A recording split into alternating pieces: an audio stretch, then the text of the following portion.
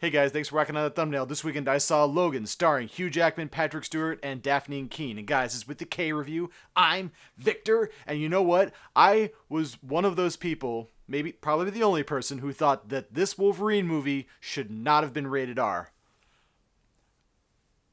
Just so you don't unsubscribe, I have changed my mind. With a K review. It's VIC? No, it's with a K.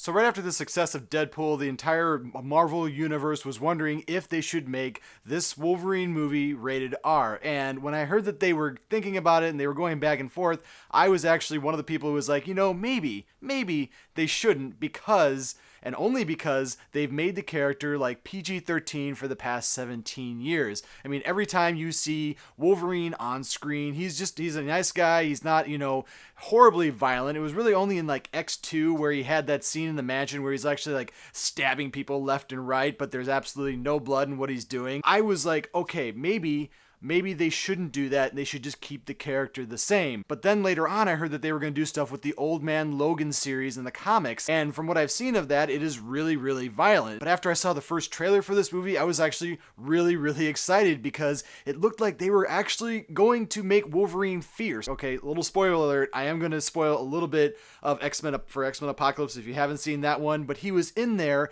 as Weapon X, and in that scene, where he's going down the hall and he's just fucking like killing everybody, I was really impressed by that. I was like, if they can make this Logan movie have that same intensity, then I would want to go see it. And for the most part, this movie does do a really great job of showing what the real Wolverine would be like in 2029. Like he's old, he's decrepit, he can't heal like he used to, and there's just so many things that are shown in this movie that I really didn't think that James Mangold, the director of this, would actually go for. When he did the Wolverine, he kind of still had that Hollywood glisten on it, like the really fancy fight scenes, and it just like had that nice Hollywood sheen on it. But in this version of Logan, it is very dark. It is very depressing. There's nothing really very glamorous in this movie. In fact, I was expecting this movie to take place in like post-apocalyptic times, but it just seems like right now there's not a lot of mutants that are around. You just have Logan and Professor X and maybe just a few others that are still around. And I really liked that. That was the part of the movie where, you're not just getting all these cameos here and there and everywhere. It's just, you're showing what these characters would be like if they were just by themselves. And that's really one of the best parts in this movie, is that you can just focus on just a few of the characters and the amount of work that those people put into the characters. Like Patrick Stewart does an amazing job as Professor X. He's kind of like losing it in the movie. And I don't want to give away too much about that because there's a lot of stuff that Professor X does in the movie that, leads to other questions and answers, and I don't really want to spoil it for anybody.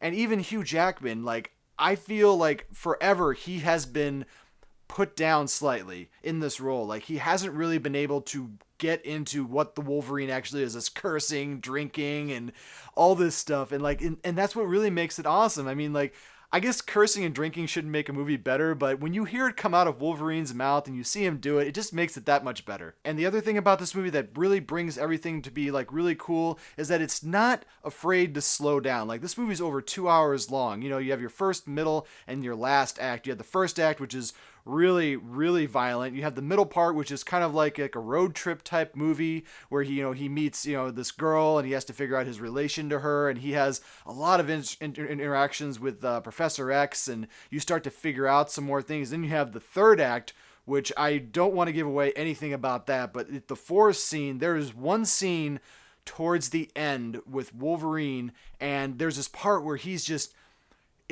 you're like, this shouldn't be happening to this character, but it is, and that makes you really connect with it in a weird way.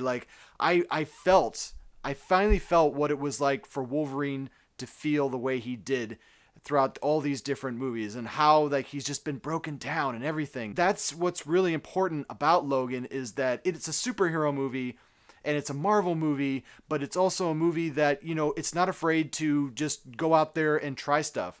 The only thing that I can actually say that kind of disappointed, not really disappointed, but that I didn't understand why they did it, which was kind of like in the Wolverine where they changed the Silver Samurai, they changed something else in this movie about a relationship of a character, and I believe that they just made that. And that's what bothered me in the Wolverine. When they changed the Silver Samurai and when they did this in this movie, I was like, you could have maybe done something else with it, but that would have detracted from what they were actually going for between him and the girl in the movie. And the actress that does the little girl in the movie, Laura, she is an amazing little actress. Like, she barely has any dialogue throughout the entire movie, but it's really just her intensity and just this how she goes feral and stuff like that. Like, there are even points in the movie where Wolverine goes feral. She does it like 2 times better.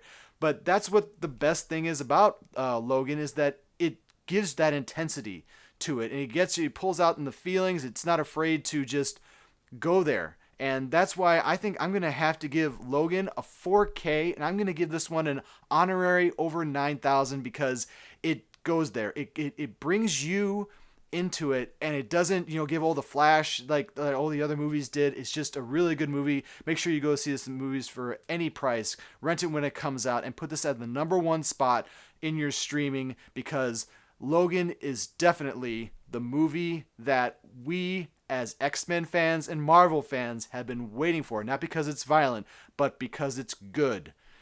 Yeah. And yeah, thanks guys for watching my review. Make sure to hit that like button and subscribe to my channel, and let me know in the comments below, what is your favorite X-Men movie and what is your least favorite X-Men movie? Oh boy, I wonder which one you're gonna choose. And yeah, never forget, if you guys don't like what you're watching, you can always turn it off. But thanks for coming back and seeing me. Now check this out.